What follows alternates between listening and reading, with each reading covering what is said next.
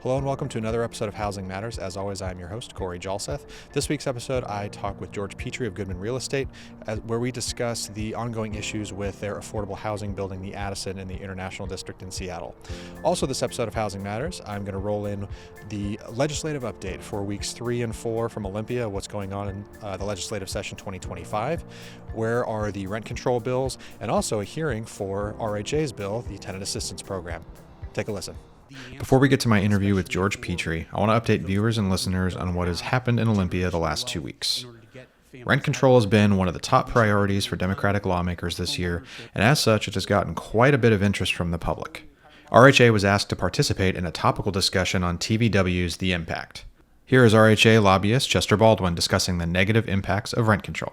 Because as that housing changes hands and those homes in King County sell for $869,000, well, that used to be maybe an affordable rental, but with a mortgage of $869,000, it can't be an affordable rental any longer. And that is driven by the cost of housing, and housing costs, the price of a house, has increased twice as fast as rent. So it's not rent that's driving this. It is the lack of housing in the state and the fact that supply and demand means when we have 1 million housing units short, it is going to drive the cost of housing through the roof. And so the answer is, of course, more housing supply, because it will reduce the prices and it will reduce the ability for rents to be where they are. And that's a good thing. The best tenant protection we could possibly have is a 10% vacancy rate. I have a rent control apartment in California where my daughter goes to school, and I guarantee you I was never the target income you were trying to help with the rent control policy. But rent control affects everyone the same. And in fact, there's more and more data that shows the people with the highest income are the people that rent control helps the most. Last thing, we support Governor Ferguson's plan to build 200,000 units. We also support his plan on predatory rent increases. So rather than rent control, we need to move to a system that actually looks at targeting bad actors in the field and dealing with them rather than controlling the whole market. And we hope to work with the governor on that. Additionally, RHA has fielded numerous media requests from a variety of local publications. The House Rent Control Bill, HB 1217, had its public hearing in the House Appropriations Committee. The Appropriations Committee is where every bill in the House of Representatives must stop if it has what is called a fiscal note attached. A fiscal note means that the bill will cost money in some fashion and will need money appropriated toward it for the bill to be able to function. Testifying on behalf of RHA and our members was the Mayor of Burien, Kevin Schilling. And here to support Governor Ferguson's housing vision. His goal, 50,000 new units annually, 200,000 over 4 years, matches the scale needed to tackle our affordability crisis. Beyond creating thousands of union jobs and strengthening neighborhoods, this initiative would generate $2.3 billion in annual state revenue, nearly $10 billion over his term, to reinvest in our communities. To achieve this, we must target predatory rent increases rather than impose broad rent control, which could discourage sustainable development. Well, hi, everybody. I'm Kevin Schilling, the mayor of Burien, and I just got done testifying on House Bill 1217, which I believe would not work to help the governor in his vision for growing housing in the state of Washington. We've got a lot of small housing providers in the city of Burien, a lot of them immigrants, a lot of them seniors, a lot of them retired. And I don't want to see people getting out of the market and reducing our housing supply. That's why I'm against 1217 right now. We also heard from many RHAC members on this bill, and we want to thank everyone who was able to testify. The rent control bill has now been scheduled for an executive session on February 10th, where we expect the bill to be voted out of the Appropriations Committee, which means the next stop is the House floor for a vote from the full House of Representatives. We'll be sure to keep everyone up to date on the progress of this bill. The Tenant Assistance Program, or TAP as we like to call it at RHA, was drafted with the help of House members over the last year. This bill was also given a public hearing in the House Housing Committee, sponsored by Representative Sam Lowe. The bill would create a tenant assistance program to help tenants when they experience a sudden hit to their income, whether that be a medical issue or some other emergency. This bill would be designed to bridge the gap between what the tenant owes and what they can afford to pay, and would help a lot of our fixed income renters and veterans. We also appreciate the funding mechanism for this bill. As mentioned before, something else we like about this bill is there's no request for any additional funding or taxes as to temporarily allocate a portion of the funds from the document recording fee that currently operates some other housing-centric programs to partially reallocate to the Tenant Assistance Program fund. All in strong support of this bill, all believe that some form of rental assistance direct to tenants who need the help is the answer, not a rent control or rent stabilization, if that's what we're calling it, bill. It is rental assistance. It's targeted. You can direct it to the people who need the help. And, you know, we all know that we're in a housing crisis and that we want to see families housed and we want to see people who are in housing stay housed. And instead of trying to control an entire market to help the people in the population that need the help most, this plan can be targeted for low-income people, fixed income, seniors, veterans. So instead of everyone getting the benefit of a proposal that is meant to help those people with the least resources, it actually directs the help to those people with the least resources. We'll see where House Bill 1099, or TAP, moves from here. On the Senate side, there has been no movement on SB 5222, the Senate Rent Control Companion Bill, but we will stay diligent on that end. That's the whirlwind of weeks 3 and 4 of the 2025 legislative session. Now for my interview with George Petrie of Goodman Real Estate. Well, George Petrie with Goodman Real Estate, thank you so much for joining Housing Matters. I thought I'd start our conversation today by having you tell our listeners a little bit about Goodman Real Estate and then also telling them a little bit about the Addison. Goodman Real Estate is a full-service real estate investment company that offers property management, asset management, investment, and development. We also offer construction. And so we have a portfolio of assets that house about plus or minus 30,000 people spread across 11 states. We take our stewardship responsibility of being a housing provider very seriously. And because of that, we are probably sitting here today, quite frankly. So in the end, the Addison is one of our affordable housing projects. And what I mean by that is that it's geared towards people who make 60% of the median income of the area.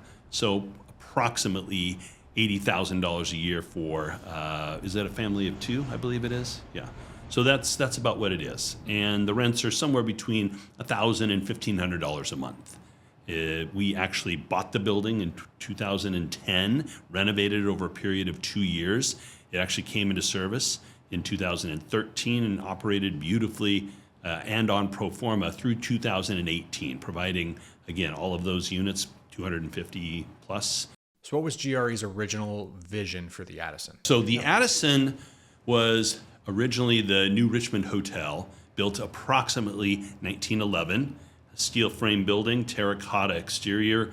It is in the International District technically, but almost could be called Pioneer Square. The building was occupied as a hotel for, call it maybe 50 years, was eventually vacated, and then purchased and repurposed as affordable housing in 1969, operated as affordable housing at 80% of median income through 2010, at which time the existing partnership sold the building to us. We bought it for approximately $12 million, and we spent over $20 million renovating it. It's got a new lease on life. There's really no system in it that wasn't touched. It's a spectacularly beautiful building that really maintains the urban fabric of that historical era in a location that is a part of the key foundation of the city on 4th Avenue South and South Jackson. We also, I think, got some energy credits on it as well. So it was a very green building. And I guess it just remains just a contributing member to that neighborhood, which I think is really important for buildings to do. So purchasing and operating this type of housing is pretty tricky in getting all of your financing and all the pieces to come together, so to speak. Can you talk a little bit about initially setting this up for low-income housing, and how did the city help with this, and Freddie Mac and any of your kind of financing partners? One, everybody was very excited about the idea that an older building could be repurposed as opposed to tearing it down. That's actually a very green thing to do. It's a lot easier to renovate an existing building on the environment than to build new. So we had quite a bit of groundswell support for the building, both from the neighborhood, the International District, but also from the Washington State Housing Finance Commission. And I think it was Citibank who was also a part of that. I believe that US Bank was a part of it. The Freddie Mac ultimately was a part of it as well. And we actually received quite a bit of, I would call it, good press, because again, we're doing what I would call a good thing. We're saving an older building, extending its useful life by at least 50 years, maybe longer, and providing housing at a reasonable cost in what is a very urban location. So as you start running the Addison, it's It's running well. Residents are happy to be there. And then starting in 2018, kind of a troubling trend begins with some of the rental housing policies that the Seattle City Council begins to push through. Can you talk about that a little bit? That's a big question. I think there's multifacets to it. I think that the policymakers oftentimes go out with the best of intentions, trying to improve circumstances. And I don't doubt that many of the city council members who advocated for those policies and then ultimately passed them were in that same spirit, in that same vein. The reality is that in 2018, when they passed Fair Chance Housing, it stripped away the ability of the housing provider to create an opportunity and an environment that they could manage for the benefit of all of the residents. What I mean by that is that it just takes one person to behave selfishly that then puts everybody else in that building at risk. It could be something around maybe a fire, could be a flood, could be something that involves health and life and safety issues, could be as simple as noise. But in the end, because of the living environment that apartment buildings in particular are occupying and the way living in community works, is that there has to be somebody, something, that helps create an environment for people to balance their needs and wants against each other. Within a lease, there's something called quiet enjoyment, that everybody who signs a lease has, quote unquote, a right to. And when one person's behavior impacts another person's quiet enjoyment, well, the landlord, the housing provider, has had to step in and try and adjudicate between the two. And if the person who is behaving poorly doesn't actually change their behavior, then we need to go through a process of trying to we need to go through a process of eviction. They shouldn't be living in that community. So the policies that got put in place stripped away the ability for the landlord to manage the behavior within that building. And then ultimately, which led to the degradation of the living environment, which then led to degradation of the social media posts, which then led to higher vacancy, lower rents, and eventually the building has now no longer profitable, doesn't cover all of its operating expenses. And that's one of the laws that got passed. There were quite a few others that only exacerbated that doom spiral.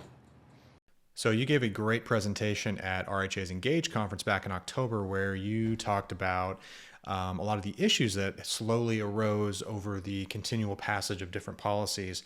Can you speak to some of the biggest issues with that, especially with regards to tenant safety? So the landlord-tenant law, which is enshrined at the state of Washington, the one that I believe, and I'm not an attorney, but I do believe that the most foundational one is from 1973.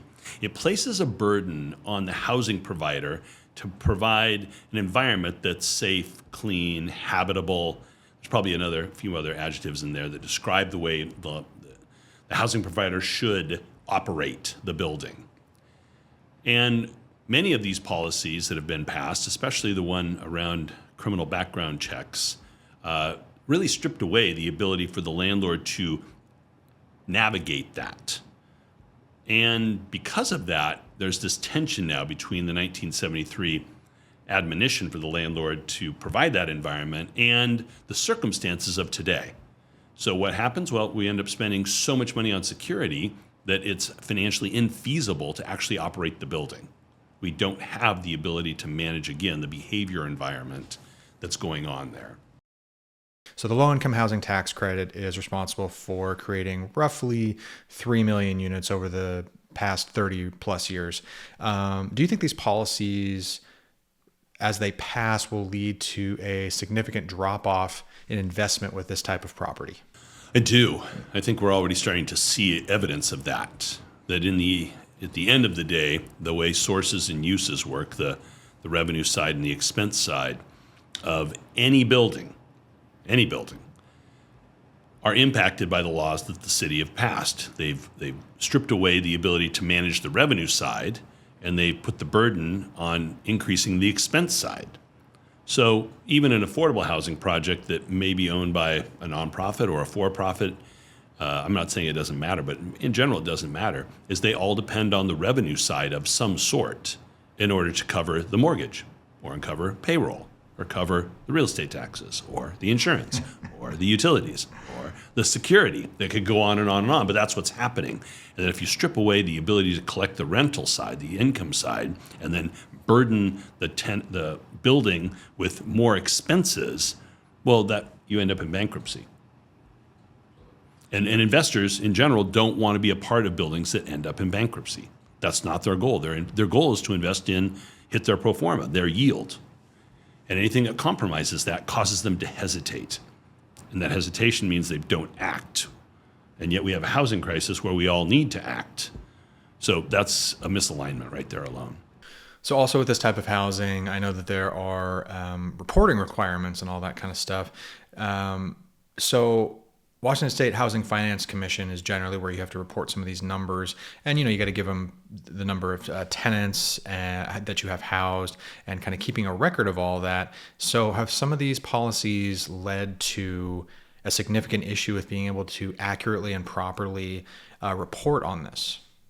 Yes, it's very material.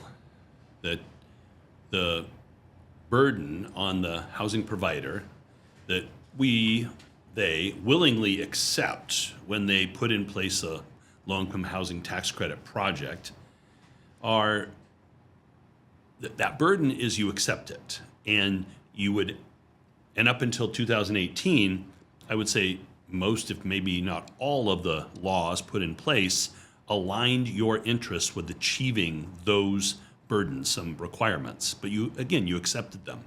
What happened in 2018 is it started to migrate and actually create a chasm between the ability of the housing provider to administer the loan, administer the rules and regulations that come with the building, and the needs of the law that got passed.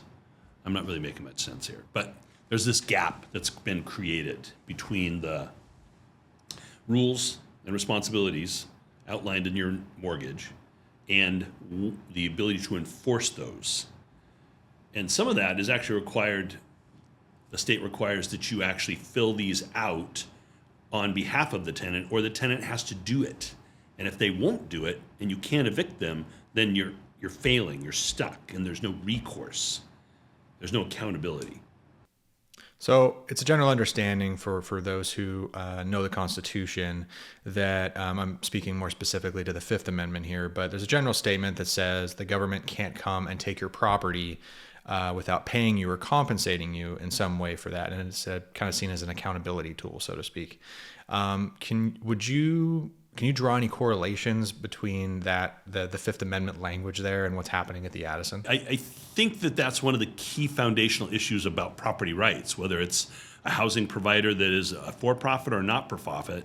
There is this tension that exists between the government and private property owners that enables both to function well. And the key facet of all of that, or the key linchpin of it all, is this tension that if the government comes in and puts oppressive regulations on you, so much so that you've stripped away the ability to actually operate the building profitably, then at some point in time, they've effectively taken your building from you. And that's what's occurred to the Addison. The revenue has dropped precipitously, all because of the regulatory environment that was created starting in 2018. Prior to that, it was running just fine. So we're of the mindset that this accountability tool has been diminished or is not present right now and needs to be brought to the forefront. And we're not unique in that way. I think there's many other housing providers who are in the same boat. And whether they're profit or for-profit, they all depend on the source of money, i.e. the rents, need to exceed by at least $1 all of the expenses. Otherwise, they're bankrupt. So now that we've discussed kind of a variety of issues and kind of gone over the whole scope of everything, if you had to pinpoint one thing that's really kind of the core issue of what's going on, what do you think that issue would be? I think the core issue going on is the mixing of a social and health policy with the challenges of being a property owner. where the benefit that the policymakers are trying to achieve by housing people and thereby having them avoid maybe homelessness is now being thrust upon one group, housing providers. That's what's happening. So the system wasn't built that way. The system's not underwritten that way. And that when an eviction moves from taking, call it 2 to 3 months, to 20 months, and the cost moves from $3,000 or $4,000 to $25,000, and the scale moves from one maybe a month, maybe one every 6 months, to 5 a month, the system's breaking. It's broken. And effectively, there's one group of people that are providing this public benefit that more than likely should be paid for by the public, if that's the policy choice we're going to make. Thank you for tuning in to this latest episode of Housing Matters. I really appreciate all of the comments, feedback, and listens that I've been getting. Thank you very much. I also want to say thank you to members and listeners who were able to either in person or remotely testify on the bills that I mentioned in this week's episode. And if you have any questions, further questions on my interviews with George Petrie from Goodman Real Estate, feel free to check out the RHA YouTube channel. We have a great video on there with a little bit more in-depth detail of actual data and numbers of the truly unfortunate circumstances that they are faced with when operating their building. As always, stick with RHA for the latest legislative updates from Olympia, and I'll see you all again soon. If you have a story or topic you believe should be covered on a future episode of Housing Matters, send me an email at chjalseth@rhawa.org. I'd be happy to hear from you. The views expressed in episodes of RHAWA's Housing Matters podcast do not necessarily represent the views and policies of the Rental Housing Association of Washington. Formal legal advice and review is recommended prior to selection and use of this information. RHAWA does not represent your selection or execution of this information as appropriate for your specific circumstance. The material contained and represented herein, although obtained from reliable sources, is not considered legal advice or to be used as a substitution for legal counsel. Copyright 2025.